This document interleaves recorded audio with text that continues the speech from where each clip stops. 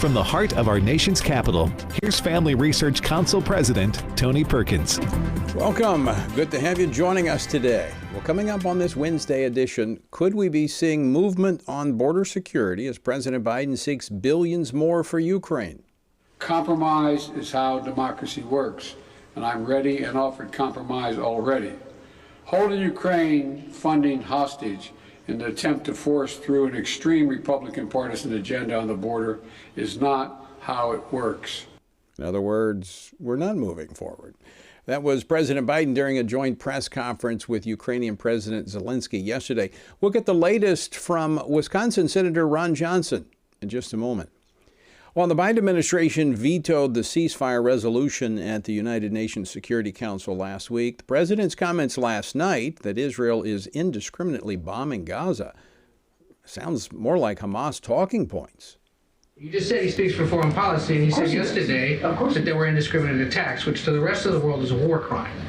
So why isn't the United States not saying that that's what he's The president was speaking to his concerns about making sure we're seeing the results that Israel has claimed is their intent, which is to reduce civilian casualties. That's what he's talking about. That was White House National Security Council spokesman John Kirby this afternoon attempting to clean up the president's comments.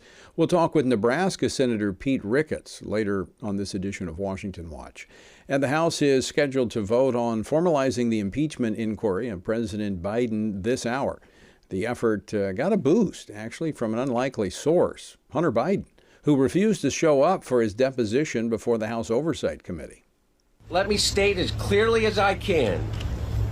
My father was not financially involved in my business, not as a practicing lawyer, not as a board member of Burisma, not in my partnership with a Chinese private businessman, not in my investments at home nor abroad. That was Hunter Biden earlier today at a press conference at the Capitol. Now, that's a little different than previous statements in which the claim was made that President Biden had no knowledge of Hunter's business deals.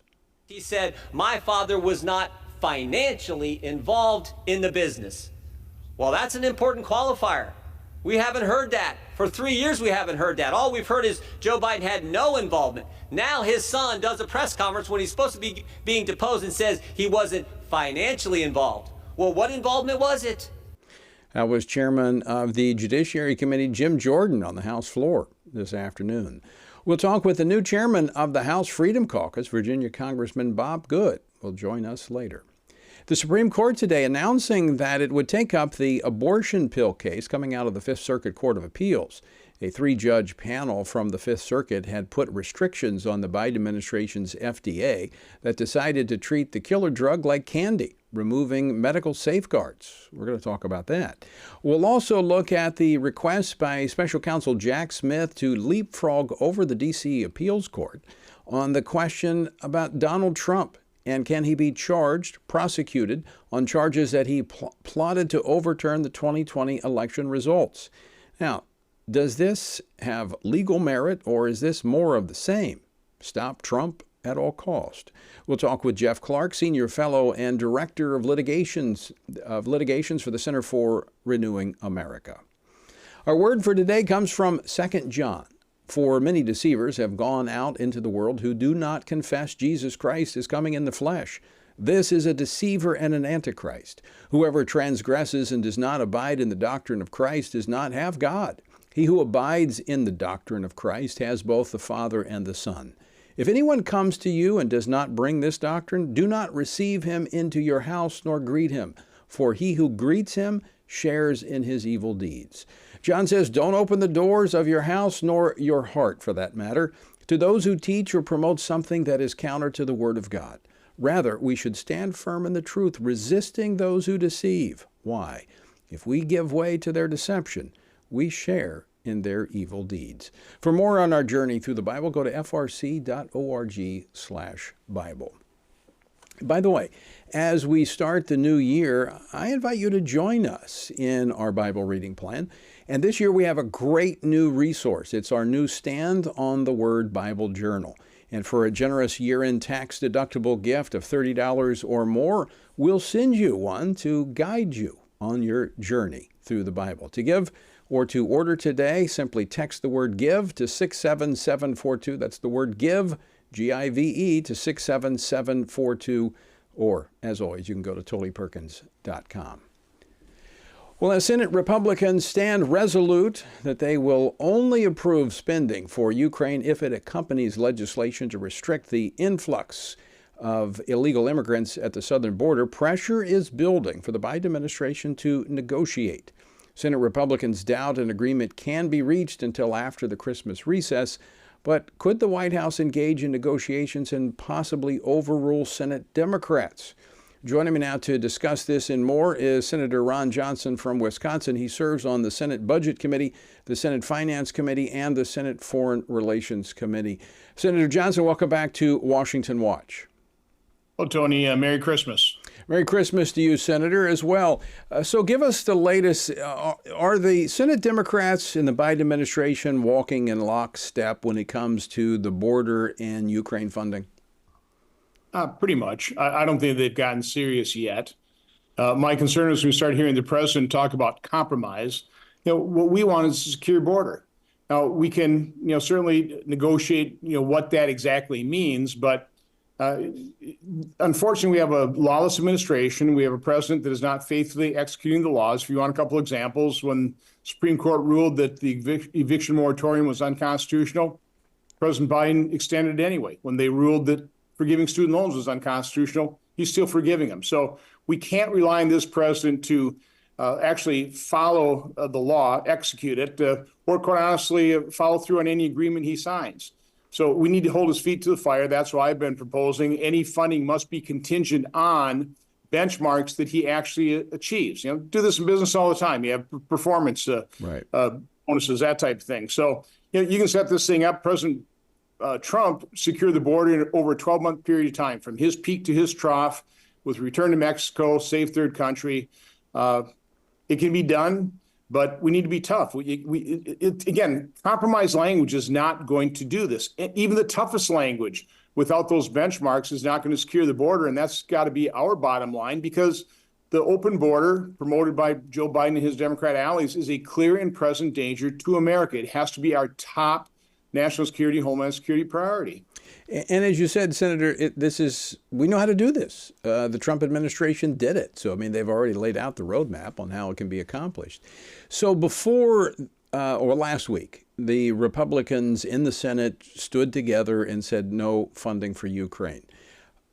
Yesterday, there was a meeting with President Zelensky from Ukraine. Has that moved anything?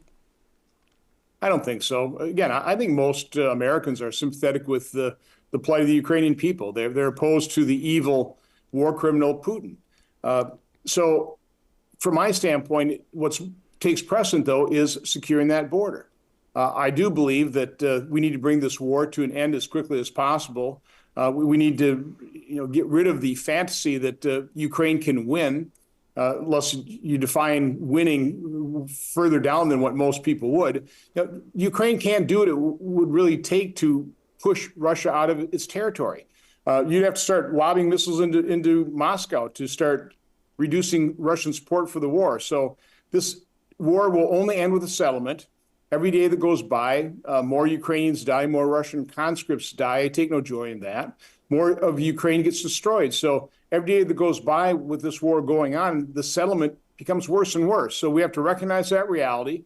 Let's not engage in fantasies. And whatever funding we do give Ukraine should be used to try and maneuver Putin and get him to realize that this is a lose-lose-lose proposition for everybody. Right. And come to a negotiated settlement and stop the killing, stop the destruction. So that's one of the issues, is what is the projected outcome? What's the goal here? That question needs to be answered. But there's another question, which I think is more down your alley as a former accountant, is there proper accountability for? This is a lot of money that we've given to Ukraine. Are we satisfied that it is being used as they've said they've been using it? Well, we're certainly not being told the truth. We saw, I think, a Time magazine article saying that somebody in Zelensky's inner circle said that they're stealing like there's no tomorrow. We heard reports, somebody else saying that they really have enough war material to last them till the spring. So what is the truth here? We're not being given the truth, certainly not by this administration, not by this president who has lied through his teeth on a host of issues when he talks to the American public. So that's part of the problem. We're just not getting the truth, but we're also not recognizing reality. Ukraine, unfortunately, cannot win this war, mainly because Putin cannot afford to lose it, and he won't lose it. This is existential to him if he were to lose this war. He's got nuclear weapons. He would use them if forced into a corner. So let's recognize that reality and do everything we can. One of the things that Zelensky talked about, if he doesn't get the funding, this would, he said, Putin will never take over Ukraine. There's too much resistance. This would turn into a guerrilla war. Well, that's the kind of message he needs to send to Putin. This is a lose-lose situation. So come to the bargaining table. Let's end this destruction. Let's end the killing. So what does that look like practically? What parts of Ukraine will be given up for this negotiated settlement? Well, when I was at Zelensky's inauguration, I went back 2 months later. Zelensky at that point in time, when Russia had already illegally annexed Crimea and was in firmly control of eastern Ukraine, the Donbass region, Zelensky at that point in time wanted to do a peace agreement, recognizing that he wasn't going to reclaim those territories. He was very realistic that way.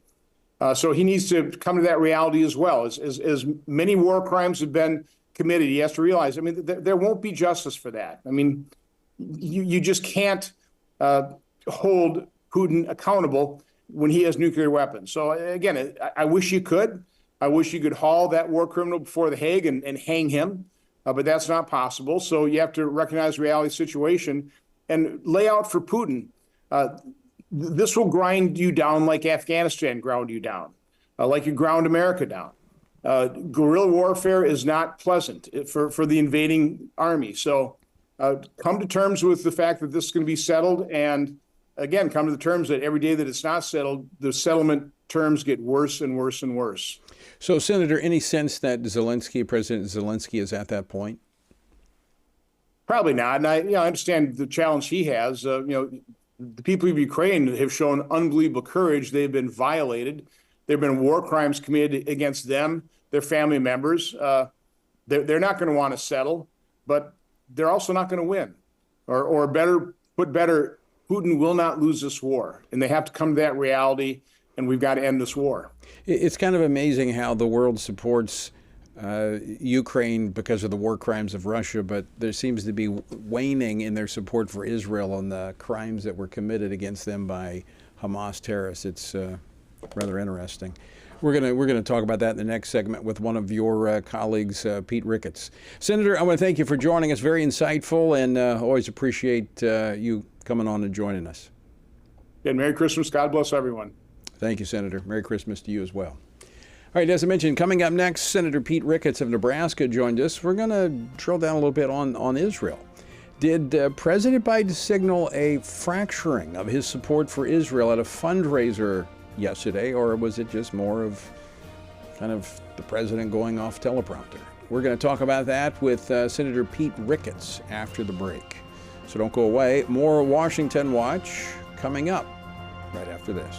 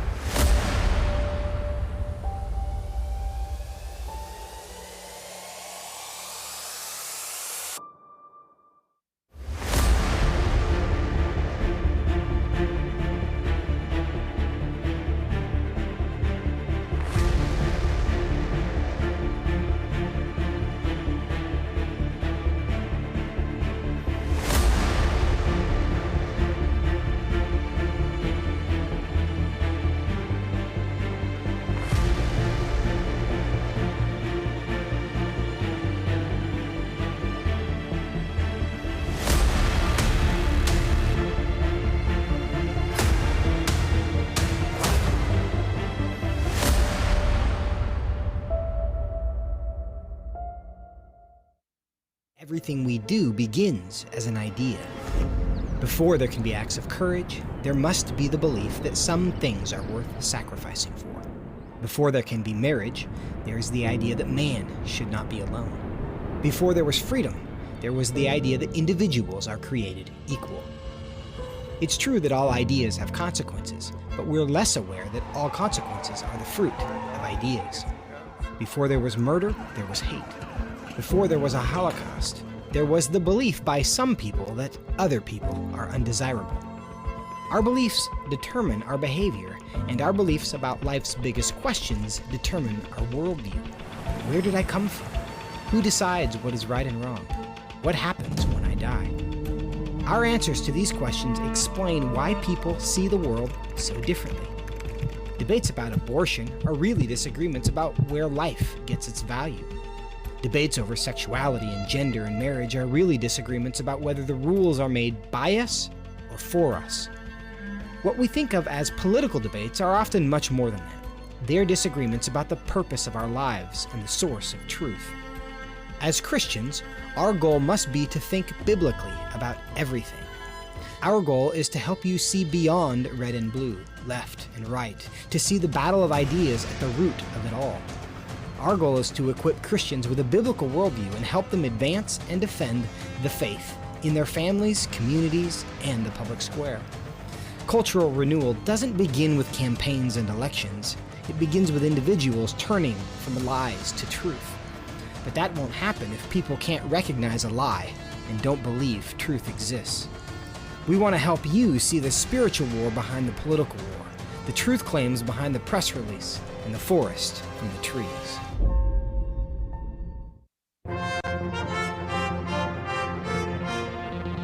Welcome back to Washington Watch. Good to have you with us on this Wednesday. The website, TonyPerkins.com. Are you waiting for a vote on for the Congress to formalize the impeachment inquiry into President Joe Biden? Right now, they're just finishing up on a vote to allow schools to serve whole milk in their lunch programs.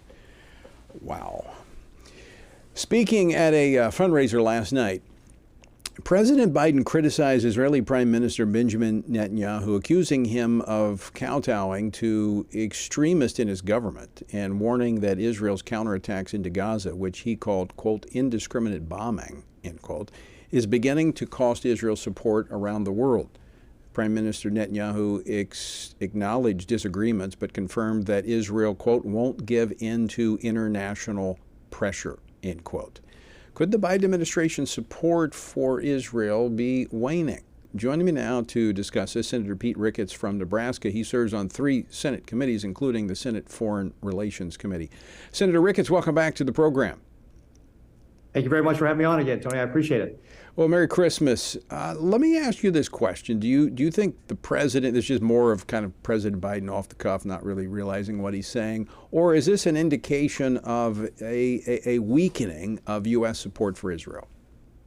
Well, I think this is more of President Biden just losing his backbone, as he is very much in the habit of doing. He flip-flops, he provocates, he goes back and forth, and this is just, in my opinion, another example of that. We need to support Israel in their war. The difference between good and evil here could not be more clear. The Hamas terrorists committed atrocities on October 7th. They shot unarmed civilians, they raped women, they killed little children.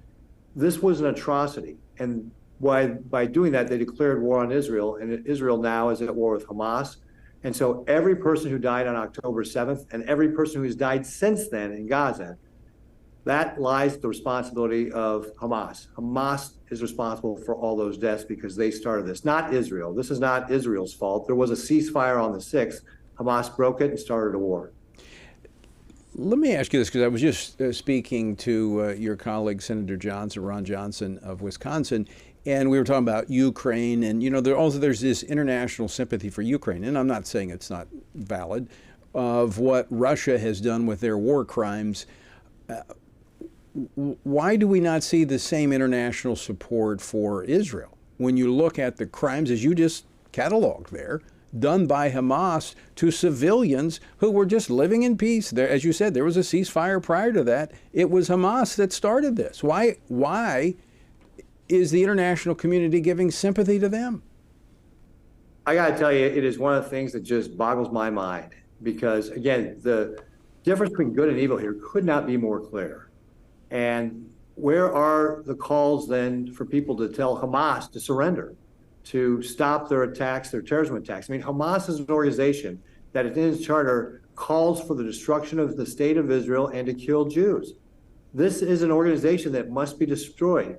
Not only will the state of Israel be better off when Hamas is destroyed, but so will the U.S. and humanity will be better when Hamas is destroyed. And this is exactly in line with the same types of thing that Russia is doing in Ukraine. We need to be helping both of our allies to be able to push back against this evil and really make sure that this, especially in Gaza, is destroyed because the state of Israel cannot tolerate Hamas on its borders any longer. I would agree with your assessment. You know, I think you share this. None of us want to see civilians, innocent people harmed, regardless of what country they're associated with. But I think that when you look at Prime Minister Netanyahu's comments in response to President Biden, he has an obligation to protect his people, and they've tried this. They have been on the short end consistently, and they have been under attack without end. And so I think they're wanting to try to secure their own country as best as they can in this moment. And if they don't take it, I don't think they're going to get another opportunity. Yeah, I agree with you, absolutely. And, you know, and let's remember also that Hamas could end this all today by surrendering, having their leaders come forth, face the consequences for what the crimes they've committed. But Hamas could stop this today and end what is going on in Gaza. But they don't. You know why? Because they don't care about their own people. They use their own people as human shields. When Israel has told civilians to move out of the way of the battle, Hamas reportedly comes in and tells them they can't leave. I mean, they've obviously using these hostages they have as part of their shields against the Israeli Defense Force. I mean, this is an evil organization that needs to be destroyed. And why more of the world does not see this for what it is just beyond me. So wouldn't that have been a better approach for the United Nations yesterday, putting forth this resolution calling for a ceasefire? Wouldn't it have been a better approach for them to call upon Hamas to surrender and end this war by putting forth those who perpetrated the October 7th atrocities? Yeah, absolutely. And part of this, again, I think is what we're seeing is just the anti-Semitism that is, run rampant in this world. Certainly much more than I really even realized. I mean, I knew there was anti-Semitism out there. We'd seen examples of it in our own country, but to see so much of it coming out in our own country on college campuses, but also in the UN with these types of resolutions. I mean, the UN is consistently, the General Assembly there has always been anti-Israel. And so it's not terribly surprising what they did, but a better approach would have been said, Hamas, if you surrender, all the civilians dying will stop immediately. Yeah. I mean, that would have put an end to it. The House, Senator, last question for you. The House has passed and sent to the Senate an aid package for Israel. Where's that stand? Well, actually, my colleagues and I, used through a procedural matter, were able to get a vote on the Senate floor about that, and Senate Democrats blocked it. So we've tried to get that aid to Israel. In fact, that was, I think, about a month ago to get it done as quickly as possible. So it is obviously now wrapped up in the whole supplemental package that the president has proposed. That includes the funding for Ukraine, the Indo-Pacific, and of course, one of the things that we're demanding as Republicans is border security. Yes, we've seen what happens in countries like Israel when you don't have a secure border, and we've got to have our secure border first before we start helping out other countries, and that's what we're. Just like on the airplanes, they tell you to put your mask on first before you put on those next to you. So we need to help ourselves before we help someone else. Senator Pete Rick, it's always great to see you. Thanks so much for stopping by. Great. Thanks very much. Merry Christmas. Merry Christmas to you as well. Yes, put your mask on first. All right, after the break, Congressman Bob Good joins me. He'll be calling in from the House floor as we move toward the impeachment inquiry vote. And I'll also ask him about the whole milk. What's that all about? Don't go away. We're back after this.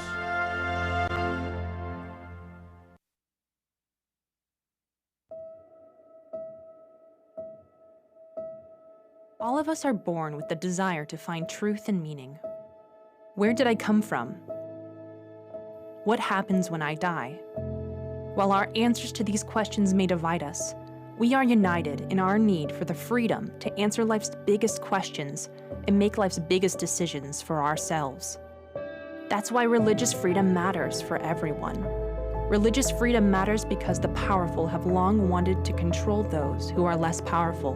Religious freedom matters because the freedom of those who are different is often threatened by those who believe different is dangerous.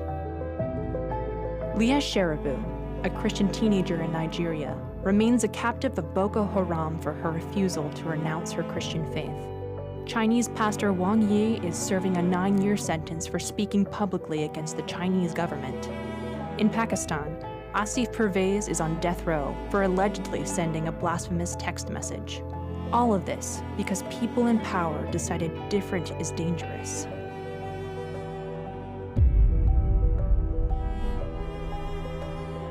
At the Center for Religious Liberty at Family Research Council, we promote religious freedom for everyone because the only alternative is religious freedom for no one. We encourage Americans and the American government to engage and advocate for the persecuted, and they do. We work every day to bring good news to the afflicted, to proclaim liberty to captives and freedom to prisoners. We do it because that's what Jesus does. We work to give freedom to others because we ourselves have been set free.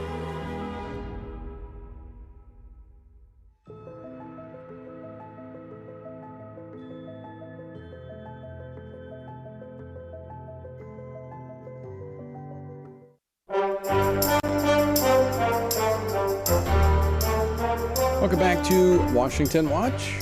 Be sure and check out the website, tonyperkins.com. And again, let me invite you to join us in making sure that this program continues and faith, family, and freedom in America is defended. If you'd like to partner with us, simply text the word GIVE to 67742. That's the word GIVE to 67742. And for your gift, which is tax deductible, any gift over $30, we'll send you a copy of our Stand on the Word Bible Journal, which will help you on your journey through the Bible as we start again in January.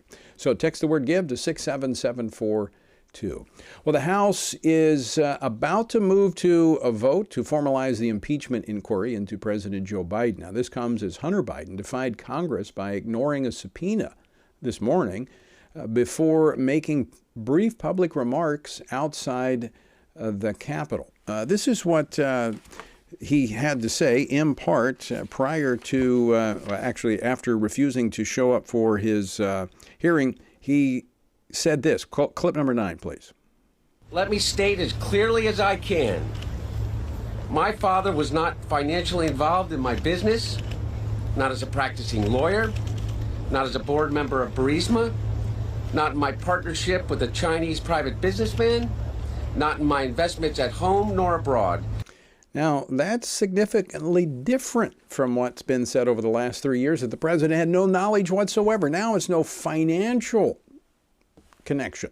Well, joining me now with an update on where things stand is Congressman Bob Good. He serves on the House Budget Committee and the House Committee on Education and Labor. He represents the 5th Congressional District of Virginia, and he was recently elected as chairman of the House Freedom Caucus.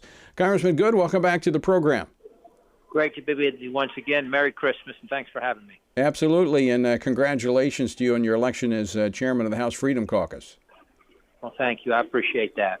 Now, I know you're just off the House floor and you're getting ready to vote on this impeachment inquiry, but I have to ask you this, Bob, as just looking at the vote that just took place, allowing whole milk in school lunch programs, isn't this a little bit of micromanaging? Well, it is. It's us trying to be, I guess, sort of the national school board here. But I don't think that there's any really appropriate constitutional role for the federal government in education. We ought to abolish the Department of Education. I asked to be on the Ed and Workforce Committee 3 years ago, and I chair a subcommittee on that committee. But the reasons I wanted to be on it was, number one, because of the indoctrination that's going on our college camps as well as our K-12, and to fight back against the efforts of the left to that effect, but also to try to reduce the federal role in education, if not eliminate it, and of course to fight for school choice. And I was battling for that very thing this morning in a meeting of the leadership of that committee to say, hey, we're going to bring a school choice bill. I have a school choice bill. Adrian Smith has a school choice bill. Why don't we bring one to the floor for a vote this year and pass it out of the House and put the pressure on the Senate to show that they're not for school choice, which we know they're not.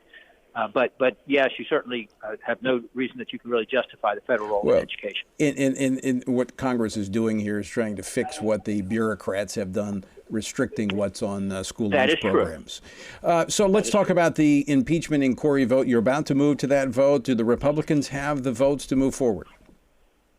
I am told that leadership believes that they do. We certainly have had a handful of members who have expressed reservations of that. But there is mounting, growing evidence, as we both know. Media members on the left or the Democrats, they like to say, oh, there's no evidence pointing to the president. But as we know, text messages, emails, audio recordings, photos of a president meeting with Hunter's business partners, travel records, travel logs, visit records. You've got shell accounts, LLCs, bank records, bank check copies, suspicious activity reports, eyewitness testimony, whistleblowers, Tony Bobulinski, you name it, going back even 3 years ago. There's growing evidence, and this could be the biggest corruption scandal in modern times for a president. I mean, when have we ever had a sitting president accused of bribery, direct bribery? There's a $5 million accusation there, direct bribery payment relative to the Burisma Ukraine situation. And then how has that impacted the billions of dollars, tens of billions of dollars that he's directed to Ukraine, how he's changed China from being treated as an adversary by President Trump to being a competitive partner. He doesn't criticize or confront China. And this is a president who, mind you, not only did he run saying he wasn't involved with his son's business, or didn't work in his son's business, or that even that he didn't know about it. He said he literally never talked to his son about that. He may not have won the poll show if he'd been honest about that. Certainly the American people knew the level of involvement. There's no way he would have been elected president. Well, let me just ask you about that. You said mounting evidence. Well, I think some of the evidence came forth today when Hunter Biden skipped his deposition and then made public remarks at the Capitol saying that his father didn't have any financial relations with his businesses. That's different than what we've heard in the past. That's exactly right. I think there is evidence that he did have financial relations because of the check copies that were cut, where he's got these $200,000 loan. How does someone who worked in government all of his life make a $200,000 loan to a family member? And how did that, or why did that coincidentally happen right after the family member got money from a foreign entity in the same amount that was paid out to the president? And of course, we know he's the big guy, the 10% for the big guy. That's evidence in and of itself. Right. The text message saying, hey, I'm sitting here with this guy, the shakedown. I'm sitting with my father, and he wants to know why the money hasn't come through. That's evidence. Now, the court, if you will, in this case, the Senate gets to decide, is it beyond a reasonable doubt? Is it preponderance of evidence that would convict? And of course, we've got obviously a Democrat Senate that's unlikely to convict, but the House is responsible for what the House does. The president, in my estimation, deserves to be impeached. And I know you need to go vote because they've called the vote now. Bob Good, I want to thank you for joining us. Again, congratulations on being selected as chairman of the House Freedom Caucus, and Merry Christmas. Thank you, Tony. Merry Christmas. God bless. All right. That was Congressman Bob Good of Virginia, the new chairman of the House Freedom Caucus. After the break, special counsel Jack Smith made an unusual request to the Supreme Court. We're going to talk about that next here on Washington Watch. Don't go away.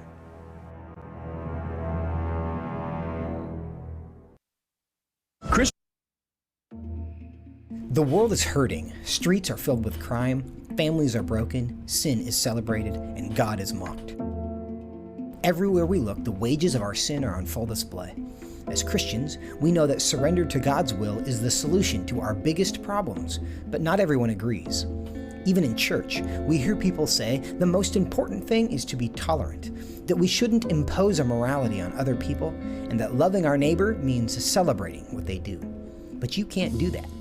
It's not that you don't love your neighbor, you do, but you care about God's opinion more than your neighbor's opinion, and this makes you different. In fact, sometimes it makes you feel alone, like you're the only one. But there is good news. You are not alone, not even close. Research has found that there are 59 million American adults who are a lot like you. There are millions of people around the country who are born again, deeply committed to practicing their faith, and believe the Bible is the reliable Word of God. But that's not all. They're also engaged in our government. They're voters. They're more likely to be involved in their community, and they're making a difference in elections. The problem is that a lot of them feel alone too. We want to change that. FRC wants to connect these 59 million Americans to speak the truth together, no matter the cost. If you want to learn more about this group and what it means to be a spiritually active, governance-engaged conservative, or if you want to find out if you are one of these SageCons yourself, go to frc.org/SageCon and take the quiz to find out. The world is hurting, and we have the solution. We can't do it alone, but we can do it if we work together. That's what we're working toward every day. Join us. Go to frc.org/SAGECON, SageCon, to learn more. That's SAGECON, SageCon, to learn more. I'm often asked by people, Tony, how do you stay encouraged? How do you deal with all of the stuff in Washington, D.C., the negative policies that are attacking our faith, our family, and our freedoms? Well, you want me to let you in on the secret? It's called the Word of God. And that is why the Family Research Council embarked on Stand on the Word, a 2-year journey through the Bible. It's a chronological Bible reading plan with just 10 to 15 minutes a day. In 2 years, you will have covered the entire Bible. And to go along with this, Monday through Friday, I do a morning devotional that goes along with the reading of the day. It's all designed to encourage you on this journey because the Word of God, as the psalmist said, in my affliction, here's my comfort. Your Word gives me life.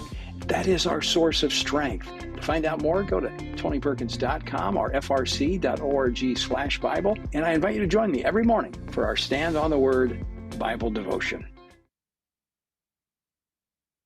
It's beginning to look a lot like Christmas. Welcome back to Washington Watch. Good to have you with us. Well, let me share this with you. As you contemplate the year ahead, 2024, I know we're not to Christmas yet, but right after that, we're going to be thinking about New Year's resolutions and all that. Well, let me encourage you to consider something. Consider joining me on our journey through the Bible. And I'm going to talk more about this in the next couple of weeks, but I'm going to say without hesitation that the most beneficial plan that you could make for the new year is to be in the Word of God each day. Now, we've made it quite easy. With no more than 10 to 15 minutes a day, you can discover the truths of God's Word, which I'm here to tell you will impact your life in ways you can't even begin to imagine. You can find out more about how to join this journey by going to frc.org/Bible. We've got the reading plan up there. And you might find this helpful. We have a Stand on the Word journal, a Bible journal that goes along with the plan. And you can find out more by texting the word journal to 67742. That's 67742, the word journal, or go to tonyperkins.com. We've got information there as well. Earlier this week, Special Counsel Jack Smith brought the Supreme Court into former President Donald Trump's legal battle. Now, in an unusual tactic, Smith bypassed lower appeals courts for a direct request, asking the Supreme Court to consider whether the former president can claim immunity from criminal charges alleging that he interfered in the 2020 election. Now, the Supreme Court appears ready to expedite consideration of Smith's petition, but what was Smith's rationale, and what does this mean going forward? Where might it lead?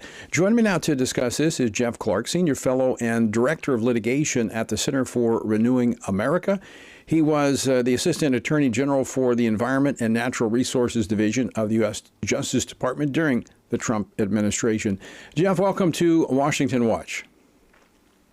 Thanks. I'm glad to be here, and I'm happy to talk about these important subjects. And, you know, the issues in particular that we're going to talk about, I think, are ones that, you know, I have long experience with in terms of being an appellate litigator.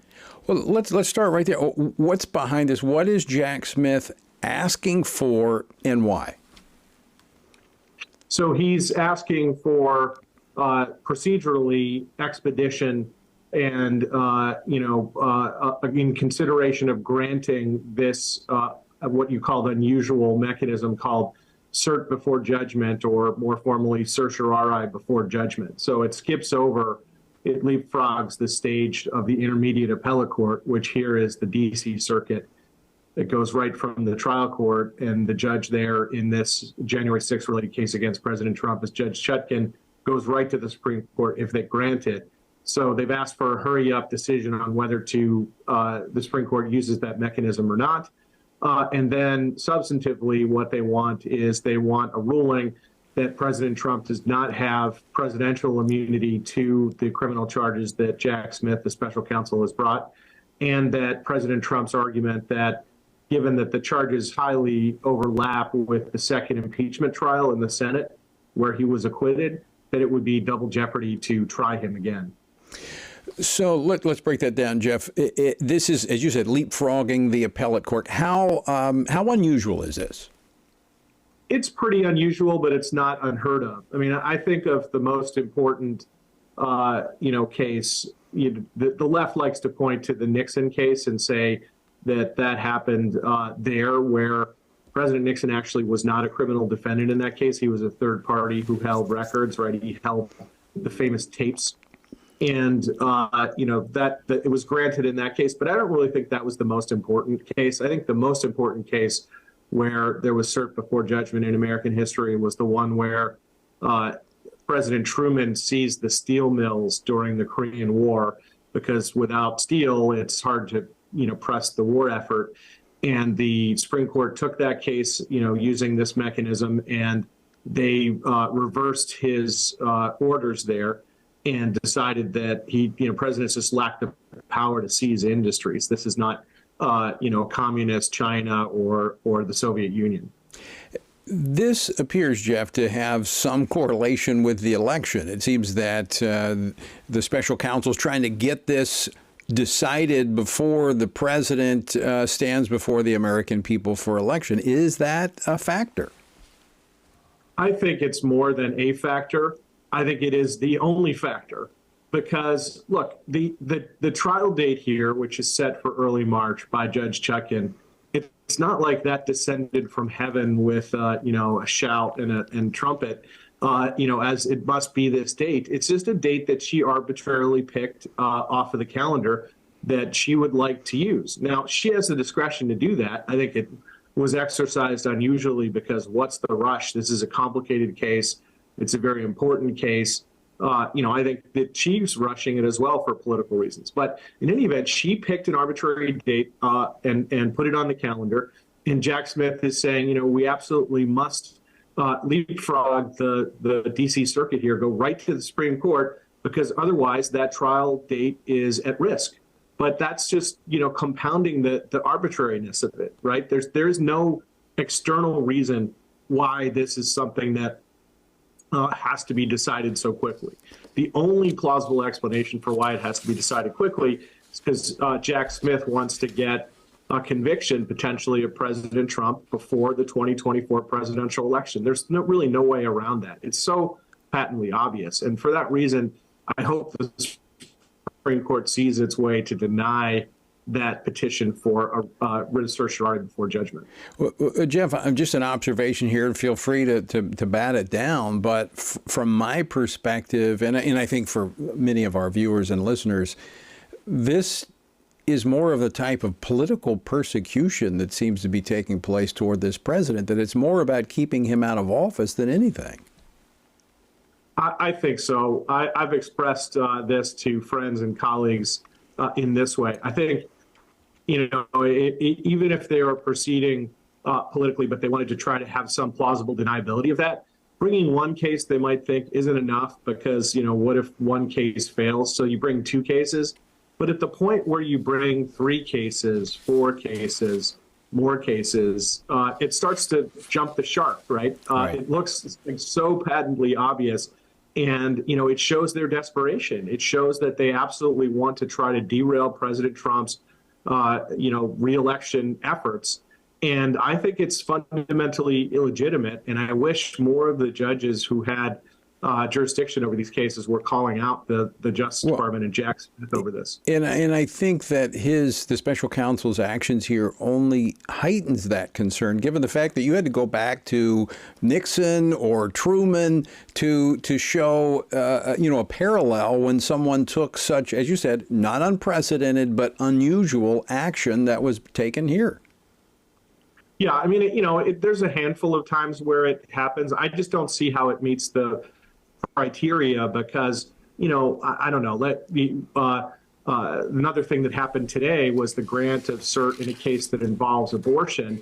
And, in the abortion context, one of the classic sort of legal analysis of that, right, is that, the case could become moot potentially if the woman has an abortion, right? Or if you're talking about an election, right, at some point, if there's an inauguration, things become too set that they can't be undone. So there's kind of an inherent time fuse on it. Right. There's no inherent time fuse on this case. The only explanation is to try to interfere with the 2024 election. I want to go to that case, the abortion pill case that the court has said that they're going to take up. But before I do, one other item that you brought up that's a part of this expedited request here dealt with, as you mentioned, kind of the double jeopardy, whether or not the president can be charged again with an allegation, a charge that he was impeached upon but not convicted. Explain that. Sure. So, there was one count, as it were, right? One article of impeachment in the second Trump impeachment that related to January 6th. And that was essentially that President Trump had either engaged in an insurrection based on what he said that day and, his encouragement to his supporters to come to Washington, D.C. for the January 6th certification day, or that he had given aid and comfort to those who had engaged in insurrection. And you have to get, a supermajority of that for conviction in the Senate where impeachments are tried. And that case failed. And, I think it failed in two important constitutional respects. One, they didn't get the requisite number of votes from the senators. But second, I think recognizing what a sham the whole process was and that it was the first post-presidency impeachment, attempted impeachment in U.S. history. The Chief Justice, who under the Constitution is supposed to preside over the trial, the impeachment trial, he did not show up. So they had to have Pat Leahy, the senator, stand in as kind of the quasi presiding officer in that case. So the argument is, look, that was the chance that the Democrats had to, eliminate President Trump from the presidential, future races, et cetera. They tried, they failed. They're trying another mechanism, which I'm sure you've heard about, which is to try to get the individual states to keep him off the ballot by having them declare that he's disqualified under Section 3 of the 14th Amendment. Right. And that's, I think the argument that is blocked out by the acquittal in the Senate is stronger even than the argument as it's applied here to the January 6th process. Good point. I hadn't thought of that. Jeff, I want to switch gears here. You mentioned the Supreme Court announcing today that it will decide this term regarding the abortion drug mifepristone after the Biden administration appealed the Fifth Circuit Court of Appeals decision. So explain this case, what they will be looking at, and the implications here. Sure. So this is a case where actually there were competing petitions on both sides. The petition coming from the pro-life side was denied, and two petitions from the so-called pro-choice side were granted. One by the Biden administration through the Solicitor General, and the other one from drug company that manufactures this abortifacient. And they were consolidated essentially. And so they will proceed to briefing and then, be argued. It should be a big case, right? And I think we would expect it to come down in the June 2024 timeframe.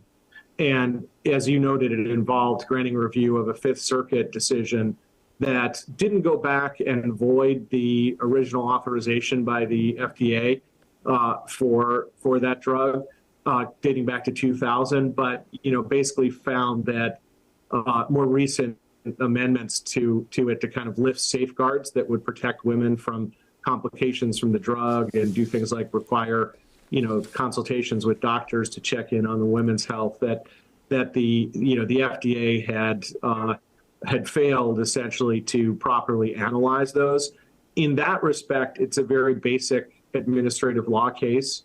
It's a case where they're going to be looking to whether the Fifth Circuit was right and to whether the FDA had analyzed the issues or whether instead the FDA was arbitrary and capricious.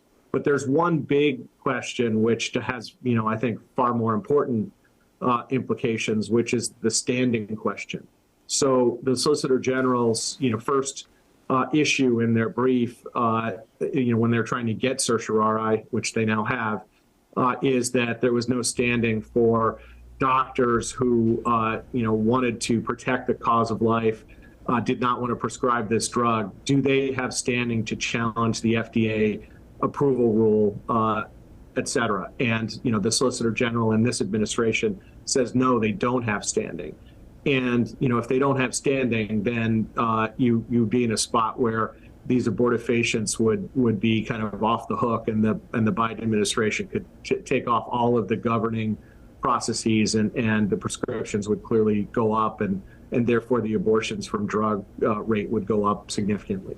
Well, and that's already the case that we see over a majority, about 52% of abortions. And we don't know for certain because the FDA does not keep records on this. We don't have good accounting, but estimates are 52% of abortions are now through the drug, through the abortion pill. So some significant issues to be decided here.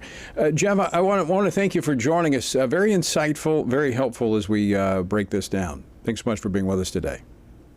Thanks a lot. I'm very glad to be here, Tony. All right. And you can find out more, folks, about Jeff and his work. Go to TonyPerkins.com. And I would just mention what they're doing here is looking at, as Jeff pointed out, this case. The Biden administration, this drug's been around since 2000, but the Biden administration decided, well, you don't need to go see a doctor. Well, that's always been the case, that a woman would need to see a doctor before it was prescribed to them.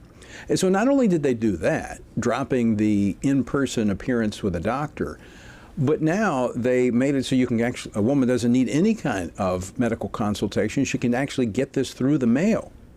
Now, there are studies that show that chemical abortions cause 4 times the level of harmful side effects than surgical abortions. It's very dangerous for the women. But that's not the case here. That's not the concern, I should say, for the Biden administration. It's all about abortion. That's it. That's what they care about, abortion. All right, folks, we're out of time for the day. Go to the website, TonyPerkins.com, resources there for you. Until next time, I leave you with the encouraging words the Apostle Paul found in Ephesians 6, where he says, when you've done everything you can do, when you've prayed, when you've prepared, and when you have taken your stand, by all means, keep standing.